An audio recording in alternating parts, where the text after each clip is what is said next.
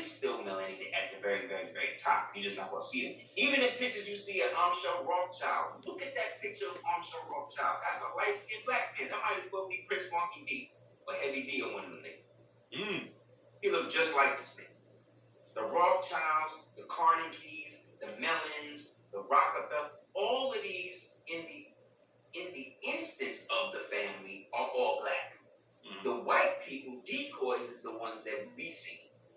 That's why you can be all about this and all about that. But when you really get to it, all of these guys are working for the same people. Like, what we call the United States is really the Virginia Company to this day. Right. And really, it's not even a Virginia Company. What it really is after it went from, Marie Antoinette and King Louis were killed in the French Revolution. They got their heads cut off. This was the first round that the Black Jacobins, there's a book you can get called Black Jacobins by C.L.R. Lewis. And you read that book, it talks about the black mixed nobility that was looking to get rid of Louis and Marie Antoinette, who are both black. I got pictures of them too, I'll send. Okay. They had two sons. One son was retarded, another son wasn't. But nobody knew about the son that wasn't retarded. So the people who killed them, who are now taking over the French and now want to get rid of the black nobility that's running French and set it up as a pseudo-republic, right? They then take the retarded son and then put him in jail for the rest of his life. Meanwhile, the real son, who they call the Lost Dauphin, right? He gets spirited away to go live with his uncle. His uncle was King George of England. You understand? And then his uncle, King George of England, knew that the French, because remember, England was at war with France, but remember, that's just the country. The politics behind that is that Louis was George's third cousin or something. This is one family running all of the countries in Europe. So they spirit him, his uncle, his nephew come live with him. And then George, the king of England now, because publicly they had war. Privately, they were working together. So he then takes the son and appoints the son a guardian. That guardian's name was Bayshore, Beysshore, a Moor. Because remember, the British Empire was the Moorish Empire because all of the Moors after 1492 was able to go into Britain and run shit as interpreters and all that. So we'll put a pin in it. They brought him over here, put him in the Virginia Company, brought him over here to North and South Carolina because George's uncle, Charles V, remember, was the Lord of the Incas and he brought them in. Yeah, I remember that. Remember I told you? Yeah. So they brought him up to South Carolina and he lived in Charleston, which was named after Charles V. And then from Charleston all the way up to Virginia was now the lands that the heir now, who is under Bayshore's protection, you understand, now is running it, right? So this land tract becomes known as the Virginia Company. Right. You understand? But remember, it came out of the Bayshore Trust. They changed the name Bayshore to Paysore, which means paymaster in Latin. And so the Bayshores become the Paysores, and then they go, and now all of this land technically is in trust and is connected to George, but is a joint venture between what? England and France. You see what I'm saying? Right. Or Britain and Franconia. Right? So now they established the Virginia Company. From the Virginia Company, they importing all of these slaves. They're getting busy, getting their money, right? They're doing their thing. So they decide now to take over the indigenous governments by getting the so-called natives and the Moors and these people to come in as liege subjects, L-E-I-G-E subjects under the crown.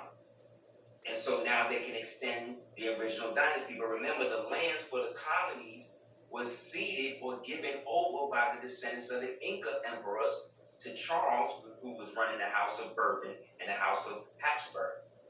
But that land was still ancestrally connected to the original people, connected to the Inca, who is the Tasalaki, the Catawba, the Montaca, the Lenape, the Algonquin. See what I'm saying? Right. These are all Moors. These are all original people. So finally, the Virginia Company is expanded too much. They gotta control it. So let's turn this thing into a government. And so they take the Virginia Company, cede the land in District of Columbia, right? Do a ritual to the goddess Columbia, which was an Areopagite goddess. Right. And then they get the Frenchman, right, Andrew Talcott, to come in and start the building, but he can't finish, so who handles it? Benjamin Banneker Bay, right? Oh, okay. The Prince, aka Prince Emmanuel Muali. And then he finishes the whole thing. They break down the step pyramid that used to be in the comic, because I got all the old sketches from him.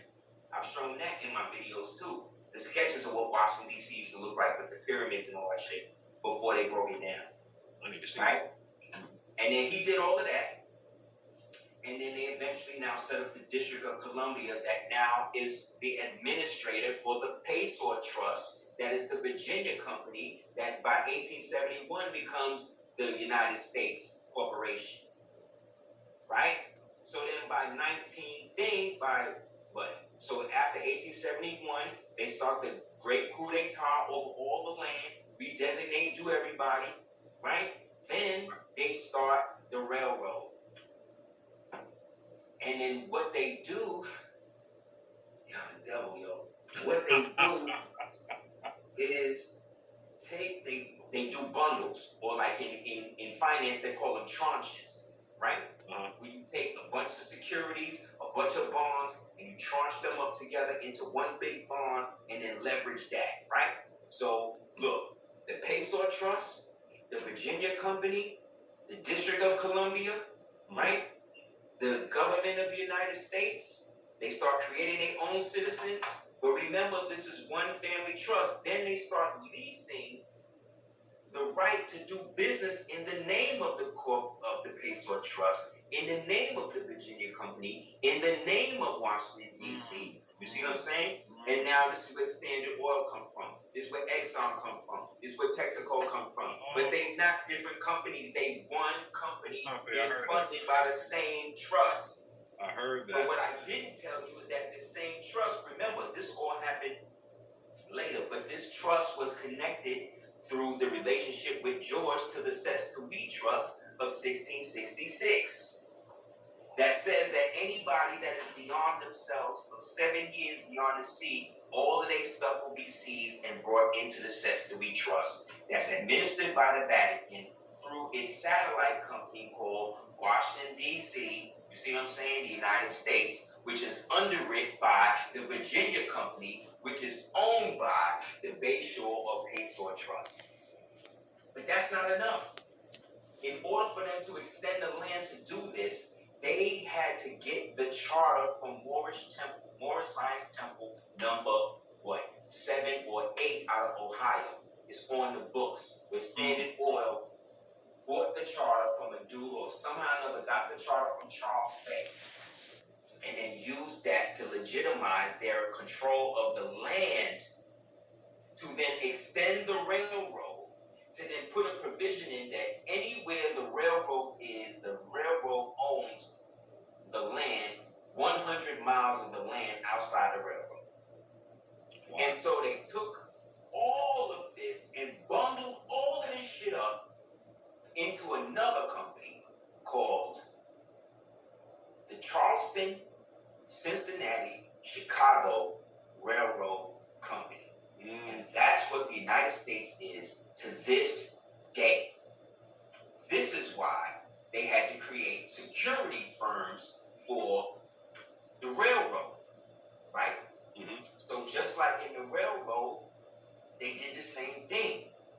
They took you from the land, put you on a train, because once they put you on, when they brought you under the lands of the sea, so under the Sesquippie Trust, you're lost under the sea, so you're captured, right? Under the Admiralty law. Then when they put you on the land, You're on a train. So now you fall under the Transportation Act. You see what I'm saying? That they brought all the foreign free white people, European black people over here, which then makes you foreign to the land because you're using their train. So now you're foreign to the shit now. Then to secure it, they make sure that the conductors are all working together. What did they call Harriet Tubman? Sorry, would you like some water, some food too? Yeah, I'm breaking Okay, I'm gonna warm it up. Thank you, baby. Wow. Yeah, that's been What here. did they call Harriet Tubman? The conductor, right? Conductor. Exactly. Because she was in the railroad, because the Underground Railroad was a real railroad. That was a real underground railroad that went underground. I Had knew. tracks and went all over the place that we was using from time immemorial. Niggas had the plans for trains back in Benjamin Franklin days. That's how long we Moors are technologically advanced, and white people built them plans. Oh, hell no. So what happened? The conductors wind up becoming the facilitators of the train, right? Right. And so they had to create a security exchange for the train. Just like in New York, Port Authority is the security for the train. Mm-hmm. Well, they created their security for the railroad company. Wow. That first security firm was called the Pinkertons. The second version of that security firm became known as the OSS. The final interruption, or the final interim of this security firm became known as the CIA. Mm-hmm.